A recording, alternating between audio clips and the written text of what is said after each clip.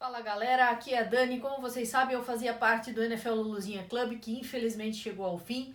Quero aproveitar e agradecer a todo mundo pelo apoio que vocês sempre deram a gente ao longo do projeto.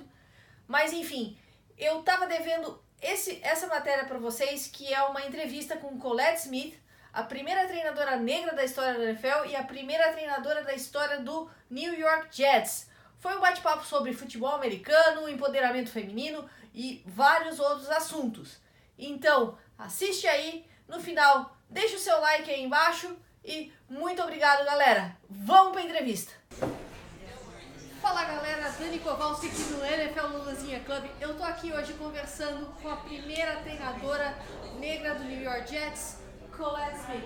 Collette, thank you so much for being here with you. Absolutely. It's an honor.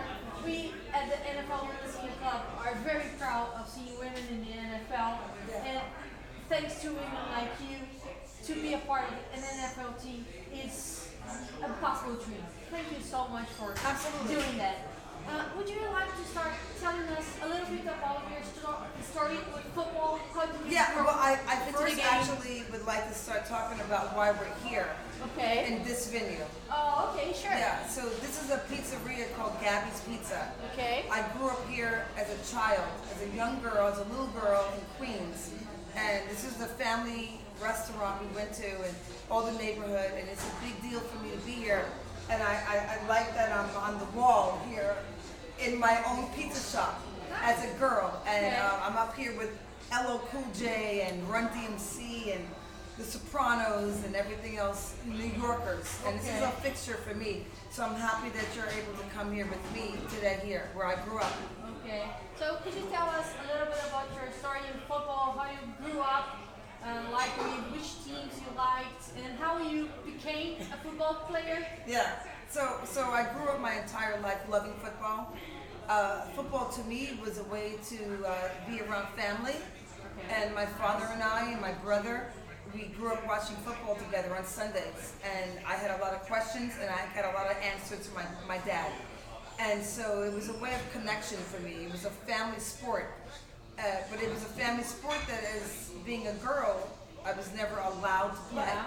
And it never sat right with me. You know, so years and years go by, and I was a 42-year-old woman, and never allowed me to play my favorite sport in the whole world. Okay. And I got the opportunity because I heard about a women's pro football team here in New York, and I went out for tryouts. I never thought in a million years that I would make the team. But because I was older, I was 42. Sure. But I figured, as much as I love football, as much as I wanted to play football, but was never allowed to play, it would be not a good look if I didn't go out and try out for the team. So I tried out for the team, I made the team, and it's been history running ever since. You played as a defensive back, right? I did. So my rookie year, I wanted to be a running back. Oh. My rookie year. I wanted to be a running back. One of my favorite players was Franco Harris from the Pittsburgh Steelers. Also Curtis Martin, number 28 from the New York Jets. Oh, the immaculate reception, Franco Harris. Yes, the immaculate conception, Franco Harris. And then Curtis Martin, number 28. And I ended up being able to wear number 28 when I played with my women's team in New York. Oh, nice. Yeah, you played, but then you had a serious knee injury, right? That I forced did. you to stop, and then you became a trainer. How did that go? How did your transition go? So for me, I mean, I played a couple of years as a running back. Well, the first year I played running back. My second year I was a defensive back. When I transitioned into coaching, so the owner of my team, of my women's pro football team here in New York, asked me to be a coach. I took the opportunity on, and it was very uncomfortable for me to take that spot, but I wanted to do it because, you know, if you're not uncomfortable, there's no growth. So I learned, I studied every day, and I learned to be a good coach. Great. Now let's talk about how you got to the NFL. How was your hiring by the Jets? How have you felt when you heard about the news that you were going to be the first woman, not only the first woman, but the first black woman to coach at the Jets? well, the first black female coach Yeah, of all sorry. the NFL, Yeah, and sorry. the first female coach in franchise history for the New York Jets. I networking through grit and hard work. I was also the director of marketing and PR for my women's pro football team in New York. Yes. And I was making connections every day to build up branding, to build up marketing for my women's team here in New York.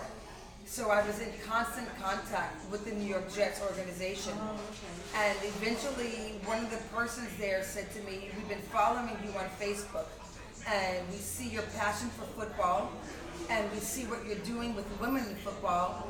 And I'm always a big proponent that my women's team in New York were the sisters of the New York Jets. And I positioned ourselves as that. And so eventually I had a gentleman call me. He was the he was the director of football operations for the New York Jets. And he said to me, I'm going to get you on-field access for practice for the Jets. And we made it happen. It happened. It took a long time because he was busy. And it happened. And I remember him calling me. And he said to me, Collette, you know, when I get you this on-field access with the New York Jets, he said, you're not going to need me anymore. Because the way that I fell in love with you and your passion about football and your knowledge of football, the other people there with the New York Jets are going to love you just as much as I do.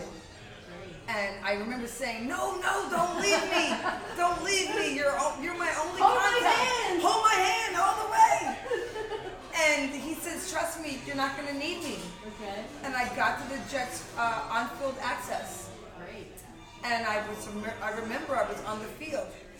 And sure enough, I knew Mike McCagnon, the Jets general manager. Yeah. I knew Neil Glatt, who was the vice president for the New York Jets. And it was interesting how they remembered me. Because I had met them previously. And they said, hey, Collette, how's your team doing? How the ladies doing? Great. And they remembered me. Great. So we're talking, we're having dialogue. And then Mike McCagnon would walk up to me and he would say, Collette, good to see you again. How is your women's football team doing? And they remembered. Nice. So I told them that we were undefeated. We had an undefeated season. Great. And that I was one of the coaches and it was going great. It would be nice if we had more support from the NFL and from our hometown teams, the Jets or the Giants. Great. We didn't have any support. You know, we still don't have any support. But they remembered me, and I eventually got to speak to the head coach of the Jets, Coach Todd Bowles. He's one of my biggest idols. Yeah. I am forever indebted to him. I'm in deep gratitude. He's an amazing man. He took a chance on me to be one of his coaches for the New York Jets. And I am forever grateful to him. He's an amazing person. His brain is football creative. Okay. And I love him like a fat kid loves cake. That's good. I was at the Jets game yesterday, and you coached two of the rookies last year, Marcus May and Jamal Adams. I did, yes, I They did. went incredible yesterday. Congratulations. Thank That's you. part of you. Yeah. They are a fruit of your job. Absolutely. So Jamal Adams was a #1 draft pick. He came from LSU. Yeah. Marcus May came on board as a safety as well. He was great. I also was coaching Morris Claiborne, number 21, Yes. who's one of my favorites as well. Yeah, he played very well yesterday. He played too. very well. There's some improvements, but we can work on that. Okay. Marcus May, I call him, everybody calls him Mo, number 21, Mo Yeah. Claiborne. My nickname for Morris Claiborne was Laser. And he would say, why are you calling me Laser? And I'm like, because when you play cornerback and you're in man coverage, you are laser focused on that receiver. Or did you mean ball hawk? Laser, like a red dot. Okay. And so he's one of my favorite players too. Buster Screen. There's a newbie also. His name is Derek Jones. Derek Jones, number 31. Yeah, I believe we saw him. He was a rookie player when I was coaching last year for Jets. and he has an innate ability in football, and he's going to be a star. Great. He's going to be a big star. Yeah. And great to see you. So proud of this player. Of course. Of course. Let's talk about a little. I believe you already talked about, but have you suffered with prejudice and sexism during your path to become a football coach, football player? Absolutely. How have you dealt with that? Yeah, I think all women have suffered through this prejudice through sports, especially in football. Basketball is more allowed, open. People are not as judgmental with girls and women playing basketball. But football is a violent sport. It's a very aggressive sport. So with women in football, yes, I have endured a lot of prejudices. A lot of people talk about, oh, you're a woman football player. You must have played in the lingerie league. And I'm like, no, I don't play in the lingerie league. In the lingerie league, you know what? To be very clear here, the lingerie football league is not real football. They don't play a 100-yard field. They don't have special teams. Their techniques are incorrect. There would be flags on every single play. In fact, several plays. They have modified equipment to make women's bodies be shown as objectifying us as sex objects. I do not adhere to that. I do not respect it in one bit. But as a woman in football, yes, there have been prejudices. There have been great difficulties. I mean, my women's pro football team right now, the New York Sharks, we are disbanding. We've played for 20 years.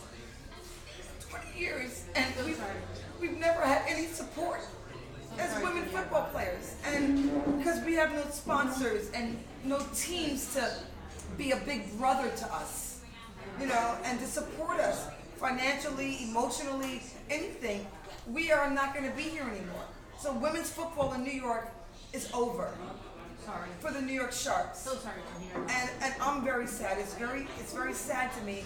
I grew up a Jets fan my whole life. I will forever be a Jets fan.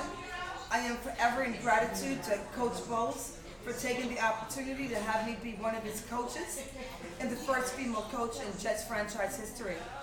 But it's difficult for us women breaking through the football barriers. And I can tell you right now, I'm not stopping. Great. That's what we need. That's what we need. A voice to help us go through all the sexism and prejudice. Right. So, do you have another goal for football now? What expect to change in the years to come? How do you see yourself in football yet? I see myself in football as far as empowering, inspiring, and encouraging our youth. In particular, black youth, in low-income neighborhoods, in underserved communities, in marginalized neighborhoods, and in particular, black girls. You know, a lot of us black people, we don't have people that look out for us. No one's coming to us to say, you're capable, you're worthy, you're important. And I'm here to use my platform as the NFL's first black female coach, as the New York Jets' first female coach in franchise history, to inspire, to empower, to encourage black girls to realize their self-worth, to value themselves, to see them as being undeniable, and in all approaches in life, whether it be in sports, whether it be in college, in education, or whatever career they choose to go in. Yeah, that's something you do with us at our website. Thank you.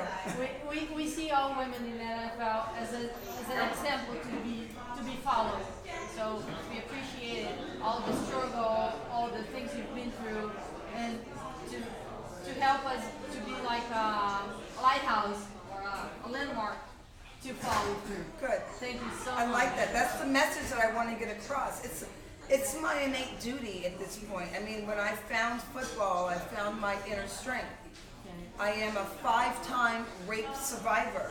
Wow. 5-time rape survivor. I've been raped when I was a freshman in college by my aunt's husband. And I had no support. So sorry to hear about And it's been a struggle for me my entire life. I'm single. I am not married. I have no children. You know, it's tough when I think about the stuff that I've gone through.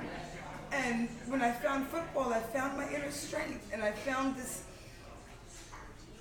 superheroism in me that I need to share with other girls to let them know that they're worthy, that they're important, that their words matter, that their life matters. Thank you. I appreciate for that statement. Thank you so much. And you have a foundation, Believe in You. Yeah. Would you talk about it a little bit? Yeah. So I have a company. It's a company called Believe in You Incorporated. And Believe in You Incorporated represents inner strength, a fortitude in yourself to realize that anything that you desire is possible if you work hard for it. So we all want things. I want things in life too. I want nice shoes and nice clothes. But unless I have a good foundation creating money for myself, I'm not going to be able to afford anything that I really want. So in order to work hard for what you desire, for what you dream, you need to believe in yourself first. So my company is called Believe in You Incorporated. I founded it in 2017, in October of 2017. And there's a birthday coming up. There's a birthday coming up, October 10th, for my company, Believe in You Incorporated. Okay. I will be visiting Africa.